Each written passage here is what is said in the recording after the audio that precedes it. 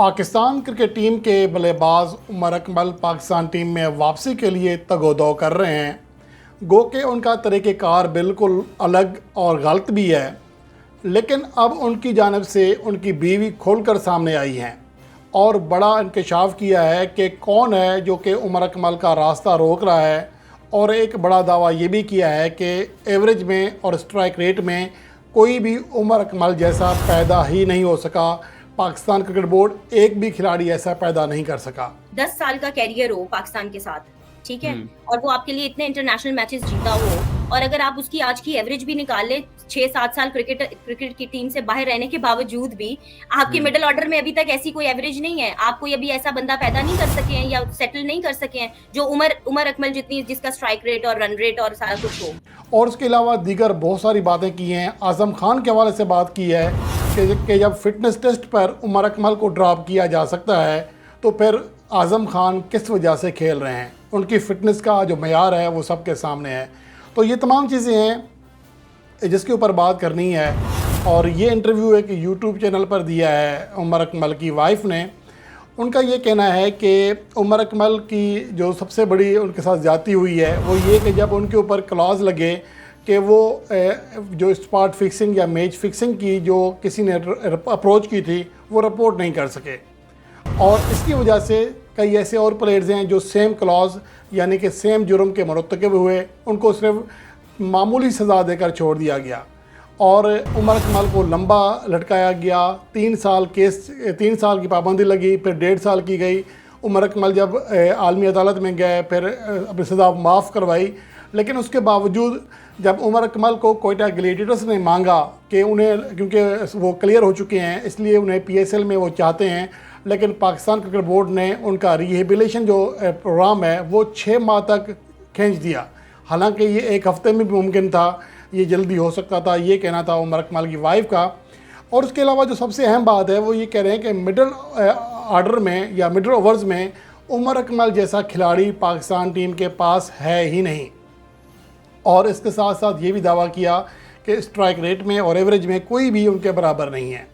अब ना जाने उन्होंने किस फार्मेट की बात की है, लेकिन अगर वनडे फार्मेट की बात करें या ओवरऑल उमर अकमल का टेस्ट कैरियर देखें तो वो बहुत ज़्यादा आउट क्लास नहीं है। 16 टेस्ट मैचेस, 1 सेंचुरी जो कि डेब्यू मैच में बनाई, उसके बाद सेंचुरी नहीं कर सके। 35 की एवरेज है और 35 की एवरेज टेस्ट फार्मेट में कोई बड़ी एवरेज नहीं होती है as a middle order batsman.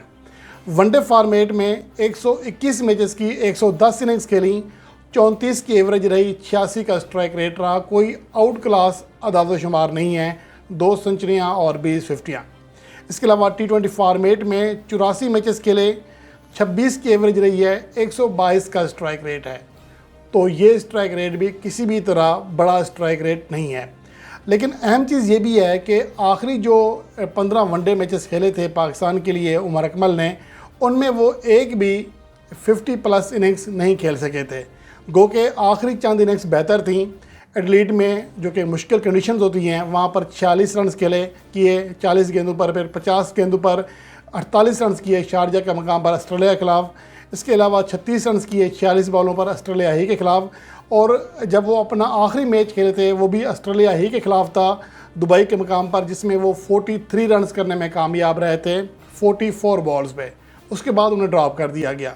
तो यहाँ लगता है ऐसा है कि शायद उमर अकमल के साथ वनडे फार्मेट में कम से कम ज़्यादती हुई है, लेकिन यहाँ चूँकि उनके ऊपर पाबंदी आयद हो गई थी, पाबंदी के बाद वो कम बैक नहीं कर सके। इसके अलावा T20 फार्मेट में बहरहाल उनकी कारकर्दगी किसी हद तक बेहतर ज़रूर थी। उन्होंने 2016 में 56 रन बनाए थे 27 गेंदों पर, 207 के स्ट्राइक रेट से हैमिल्टन के मकाम पर। उसके बाद 50 रन किए 46 गेंदों पर UAE के ख़िलाफ़ मीरपुर में। और उसके अलावा 129 के स्ट्राइक रेट से 48 रन किए श्रीलंका के ख़िलाफ़। अलबत्ता आखिरी मैचेस में वो अच्छी परफॉर्मेंस नहीं थी, 0, 22, 24, 32, 1, फिर उन्हें ड्रॉप कर दिया गया। उसके बाद 2019 में उनका कमबैक हुआ जब मिसबाह उल हक नया चीफ सेलेक्टर बने और अपने दोनों ही मैचों में वो पहली गेंद पर आउट हुए। उसके बाद से उन्हें पाकिस्तान टीम में दोबारा खेलने का मौका नहीं मिला। और जहाँ तक स्ट्राइक रेट की बात है, कम से कम T20 फार्मेट में चूँकि ज़्यादा अहमियत होती है स्ट्राइक रेट की, एवरेज की, तो शायद बीबी को ये पता नहीं है कि शोएब मलिक का स्ट्राइक रेट भी, एवरेज भी उमर अकमल से बेहतर है। शाहिद अफरीदी का स्ट्राइक रेट वाज़ेह तौर पर बेहतर है उमर अकमल से। मैं मिडल ऑर्डर बैट्समैनों की बात कर रहा हूँ। और जो मौजूदा बैट्समैन हैं इनमें इफ्तिखार अहमद का स्ट्राइक रेट भी और एवरेज भी बेहतर है। सरफराज अहमद की एवरेज भी और स्ट्राइक रेट भी उमर अकमल से बेहतर है। इसके साथ साथ मोहम्मद हफीज़ की एवरेज और स्ट्राइक रेट भी बेहतर है। आसिफ अली की एवरेज कम है लेकिन स्ट्राइक रेट बेहतर है उमर अकमल के मुकाबले में। शादाब खान और इमाद वसीम का स्ट्राइक रेट भी उमर अकमल से बेहतर है। इसके अलावा मोहम्मद नवाज़ की एवरेज मामूली सी कम है, 2 रन फी इनिंग्स, लेकिन स्ट्राइक रेट वाज़ेह तौर पर उमर अकमल से बेहतर है। 140 का स्ट्राइक रेट है, उमर अकमल का 123 का स्ट्राइक रेट है। तो मोहम्मद नवाज़ ने निस्बतन ज़्यादा बेहतर क्रिकेट खेली है। तो ये अदाद शुमार हैं। मुझे लगता है ऐसा है कि शायद फ्रस्ट्रेशन में अब उमर अकमल अपनी वाइफ को सामने ला रहे हैं इंटरव्यूज़ देने के लिए। इससे पहले वो नवाज़ शरीफ के पास चले गए थे। लगता है ऐसा है कि शायद उन्हें वो पाकिस्तान टीम का सिलेक्टर कह रहे थे, भाई वो सिलेक्टर कोई और हैं, आप गलत जगह चले गए थे। तो बहरहाल मुझे लगता है कि उमर अकमल को अपनी परफॉर्मेंस पर फोकस करना चाहिए। अब ये कहना बिल्कुल गलत है कि उन्हें पाकिस्तान में मौके नहीं मिले डोमेस्टिक सिस्टम में, डोमेस्टिक क्रिकेट में। वो पाकिस्तान सुपर लीग भी खेले, वो पाकिस्तान वनडे कप भी खेले, वो प्रेसिडेंट कप भी खेले, वो ग्रेड 2 क्रिकेट भी खेले, ग्रेड 1 क्रिकेट भी खेले, लेकिन चंद एक अच्छी इनिंग्स के अलावा उनकी कारकर्दगी में तसलसल दिखाई नहीं दिया।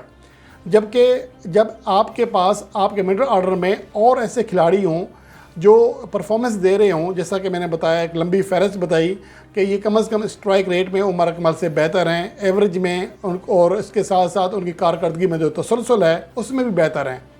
तो इसलिए ये जब उमर अकमल जैसे प्लेयर को वापस लाना होता है तो उसे आउट क्लास परफॉर्मेंस देना पड़ती है, तभी जाकर उनकी वापसी होती है। जिस तरह फवाद आलम की हुई या फिर सरफराज अहमद की पाकिस्तान के टेस्ट साइड में हुई, तो इन्होंने आउट क्लास परफॉर्मेंस दी तभी जाकर वो वापस आए।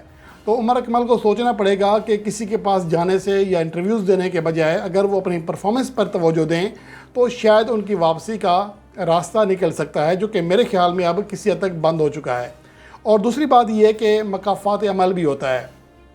जब एक टाइम था कामरान अकमल को पाकिस्तान की सिलेक्शन कमेटी ड्रॉप करना चाह रही थी ख़राब कारकर्दगी की वजह से, और उमर अकमल को कहा था कि आप as a wicket keeper batsman खेलें, तो उमर अकमल ने अपने भाई के लिए विकेट कीपिंग से इनकार कर दिया था ताकि कामरान अकमल साथ खेलते रहें। जब वो वक्त था तो आप अपनी बात कर रहे थे, जब इनका वक्त आया है तो ज़ाहिर है ये भी फिर परफॉर्मेंस देखते हैं। और फिर सबसे बड़ी बात ये थी कि मिक्की अर्थर जो कि पाकिस्तान के हेड कोच थे, उनके साथ उमर अकमल की नहीं बन सकी, उनके ख़िलाफ़ बयानबाजी भी की। तो कुछ चीज़ें ऐसी होती हैं जो कि आप अपने लिए ख़ुद ही ख़राब कर रहे होते हैं। और ये बात मैं हमेशा ही पाकिस्तान के प्लेयर्स को मशवरा देता हूँ कि आप अपनी ज़बान से ज़्यादा कुछ ना बोलें, आप अपनी कारकर्दगी से ख़ुद को सही साबित करें, दूसरों को गलत साबित करें। और जो खिलाड़ी ज़्यादा बोलता है उसकी परफॉर्मेंस पर भी हमेशा तनकीद होती है। अब बासित अली की बात है, शायद ये किसी को पता हो ना हो, ख़ुद उनका अपना कैरियर बिल्कुल फजूल था। 1 सेंचुरी पूरे कैरियर में थी टेस्ट फॉर्मेट में और एक वनडे में। जब उसने बाबर आजम के ख़िलाफ़ तनकीद की तो दुनिया को पता चल गया, जो नहीं भी जानते थे, कि मौसूफ़ का अपना कैरियर भी कुछ नहीं था। क्योंकि आपकी ज़बान होती है जो आगे से रिएक्शन पर मजबूर करती है। तो उमर अकमल को भी चाहिए कि अपने लिए राह तलाश करें कि वो किस तरह पाकिस्तान के डोमेस्टिक सर्किट में वापस आएँ और परफॉर्मेंस दें। गो कि मेरा मानना है कि शायद उमर अकमल का जो टाइम है वो गुजर चुका है एज ए प्लेयर। अब वो लीग तो खेल सकते हैं, फ़र्स्ट क्लास क्रिकेट तो खेल सकते हैं, लेकिन उनके लिए पाकिस्तान टीम में कम बैक करना बहरहाल बहुत ही मुश्किल दिखाई देता है। अब ये बात है, ये हकीकत है, उनको जितना समझ आ जाए जितना जल्दी, तो ये उनके लिए ही बेहतर है। क्योंकि इस तरह के जो बयानात हैं, इस तरह के जो इंटरव्यूज़ हैं, ये उमर अकमल की साख को बेहतर बनाने के बजाय मज़ीद ख़राब करेंगे। अगर वो क्रिकेट खेलना चाहते हैं तो कोशिश करें कि उन्हें चांस मिले, और जब चांस मिले तो उन्हें परफॉर्म करें। पाकिस्तान के लिए हालिया अरसे में ग्रेड 1 क्रिकेट भी खेली है, लेकिन 2 से 3 मैचेस में उन्हें मौके मिले लेकिन वो परफॉर्मेंस ना दे सके, जिसकी वजह से इजाज़ अहमद, जो कि ख़ुद उनकी वाइफ ने इतराफ़ किया कि ख़ुद वो लेकर गए थे, प्रमोट करवा कर गए थे ग्रेड 1 में, लेकिन जब वो नाकाम हुए तो उन्होंने ख़ुद कहा कि आप वापस चले जाओ ग्रेड 2 में, यहाँ आपकी जगह नहीं बनती है। तो ये चीज़ें हैं। तो उमर अकमल को और उनकी वाइफ को भी ये चाहिए कि बहुत सारी चीज़ें ऐसी होती हैं जो आप तहकीक करके फिर बोला करें। अब इस बात का मजाक ही उड़ेगा कि पाकिस्तान क्रिकेट बोर्ड एक भी ऐसा खिलाड़ी पैदा नहीं कर सका जिसका स्ट्राइक रेट और जिनकी एवरेज उमर अकमल से बेहतर हो। हालांकि लाइन लगी हुई है जिनकी एवरेज भी और स्ट्राइक रेट भी उमर अकमल से बेहतर है। तो ये हक़ाइक़ होते हैं, महज ज़बानी बातें करने से कुछ नहीं होता। जब आपके सामने रियलिटी होती है वही सबसे बड़ी हकीकत होती है, और उसी की बुनियाद पर किसी खिलाड़ी की सिलेक्शन होती है, किसी खिलाड़ी का मयार जांचा जाता है। उम्मीद है कि उमर अकमल इस हवाले से सीखने की कोशिश करेंगे, बजाय इसके कि कभी सियासतदान के पीछे जाएं, कभी कहीं जाएं। तो उससे कहीं गुना बेहतर है कि वो अपनी परफॉर्मेंस पर तवज्जो दें।